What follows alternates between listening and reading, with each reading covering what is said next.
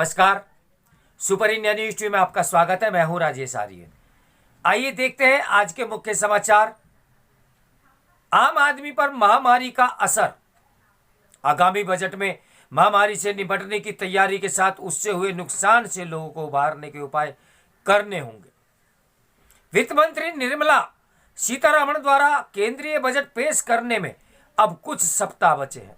इस वक्त अर्थव्यवस्था की दशा कुछ मिली जुली सी है, जहां सकल घरेलू उत्पादक यानी जीडीपी के में उछाल आया है, वहीं निजी उपयोग का हिस्सा पूर्व कोविड-19 महामारी की तुलना में अभी भी 3% कम है। इसी तरह उपभोक्ता विश्वास सूचकांक में बेहतरी के बावजूद उपभोक्ताओं का भरोसा डावाडोल है। वर्ष 2020 में आई इस महामारी की पहली लहर की चपेट में ध्वस्त हो गए रोजगार और नतीजन फैल गई गरीबी और कर्ज में हम पूरी तरीके से निकल भी नहीं पाए थे कि दूसरी लहर की विभीषिका ने 2021 में अमूमन सब कुछ मटिया मेल कर दिया। पहली लहर में आर्थिक रूप से कमजोर वर्ग अधिक प्रस्तावित हुआ था। ऐसे में यह जरूरी हो जाता है कि आम बजट में न केवल महामारी की तीसरी लहर से निपटने की सारी तैयारियां, बल्कि उसकी पहली 2 लहरों की आर्थिक मार का जायजा लेकर उसके निदान के सभी संभव उपायों को भी प्राथमिकता दी जाए। भारत में कोविड-19 महामारी की 2 लहरें हैं। लहरों के बीच लगभग 9 महीनों जून 2020 से फरवरी 2021 का अंतराल था। पहली लहर में फरवरी से अप्रैल 2000 के बीच मासिक औसतन प्रति व्यक्ति पारिवारिक आमदनी में 40% की गिरावट आई। हालांकि अप्रैल और मई 2020 की सख्त तालाबंदी के बाद जैसे जैसे अर्थव्यवस्था वापस पटरी पर आने लगी, वैसे वैसे आमदनी में भी बढ़ोतरी होती गई। जनवरी 2021 तक औसतन मासिक पारिवारिक आमदनी फरवरी 2020 की तुलना में महज 3% कम रह गई थी।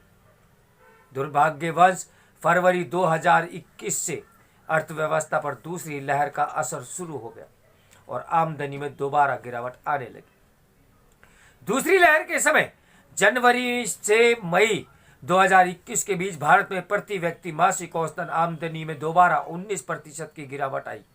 फरवरी 2020 की तुलना में मई 2021 में यह आमदनी 22% कम थी। जहां पहली लहर का असर शहरी इलाकों पर ज्यादा था, वहीं दूसरी लहर ने ग्रामीण क्षेत्रों पर ज्यादा अपना प्रभाव छोड़ा। भारत के सभी परिवारों की महामारी के पहले और फिर बाद के हालात की हम तुलना करें तो पाते हैं कि पहली लहर के दौरान अमीर घरों की तुलना में गरीब घरों की आय में अधिक गिरावट आई। भारत के सबसे धनी 25% परिवारों ने सबसे कम असर देखा। फरवरी और अप्रैल 2020 के बीच इन परिवारों की आय में 33% की गिरावट आई, जबकि बाकी 75% परिवारों ने अपनी 46% आमदनी गंवाई। शहरी क्षेत्रों में पहली लहर के बाद आमदनी में गिरावट का परिणाम अधिक रहा। फरवरी और अप्रैल 2020 के अंतराल में सबसे गरीब शहरी परिवारों की आमदनी में 57% की कमी देखी गई, जबकि सबसे धनी परिवारों की आमदनी 40% ही घटी। उधर दूसरी लहर के वक्त सबसे गरीब घरों की आमदनी सबसे तेजी के साथ बढ़ती हुई महामारी पूर्व स्तर पर करीब करीब आ गई थी, जबकि सबसे धनी परिवारों की स्थिति में सुधार सबसे धीमा रहा। जहां जनवरी 2021 तक सबसे गरीब 50% घरों का आमदनी पूर्व महामारी स्तर से कुछ बेहतर हो चली थी, वहीं सबसे अमीर 50% घरों की कमाई महामारी पूर्व स्तर के मुकाबले 5-6% नीचे ही थी। ग्रामीण इलाकों की तुलना में शहरी इलाकों में पहली लहर के बाद सुधार की गति धीमी रही। आय श्रेणी के अनुसार पारिवारिक आमदनी में सुधार की ओर लौटती नौकरियों के बीच एक स्पष्ट तालमेल जा सकता है।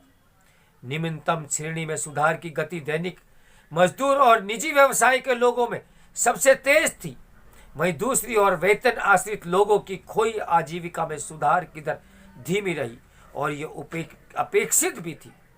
दूसरी लहर का आमदनी पर असर हालांकि पहली लहर के मुकाबले कम रहा, पर फिर भी काफी गंभीर मामला था। हर तबका प्रभावित हुआ, पर सबसे ज़्यादा मार इस बार बीच के 50% उन लोगों पर पड़ी। इस बार सबसे गरीब और सबसे अमीर लगभग बराबर प्रभावित रहे। यद्यपि ये आंकड़े ऐसा इशारा करते लगे हैं कि हमारी गरीब आबादी की स्थिति पूर्ण रूप से सुधर चुकी है और सब कुछ महामारी पूर्व जैसा यानी ठीक ठाक ही चल रहा है, लेकिन इस पर संतोष जताना दोहरी गलती होगी। पहली की महामारी के पहले भी सब ठीक नहीं था। दूसरी यह कि हम मानव के मामले मशीनी नहीं होते। मार्च और अप्रैल 2020 के तालाबंदी के महीनों में जब सब ठप था, तब सबसे निचले पायदान पर खड़े लोग यानी रोज कमाने खाने वालों ने भारी मात्रा में उधार लिया होगा। पहली लहर के बाद कई सर्वेक्षणों से यह भी लगभग साबित हो चुका है कि महामारी के कारण कर्जदारों में भारी उछाल आया। भले ही इन परिवार वालों को नौकरी वापस मिल गई हो और उनकी आमदनी भी पहले जितनी हो गई हो, लेकिन अभी भी ये परिवार दीर्घकालीन ऋणग्रस्तता से जूझ रहे हैं। यह इनकी और इनके ऊपर की आय श्रेणी वाले वर्गों के बीच एक गुणात्मक फर्क है। जीवन यापन के लिए बेबसी के लिए कर्ज की रकम बड़ी नहीं होती, लेकिन यह कर्ज भारी सूद पर मिलता है, जिस वजह से गरीब उभर नहीं पाता।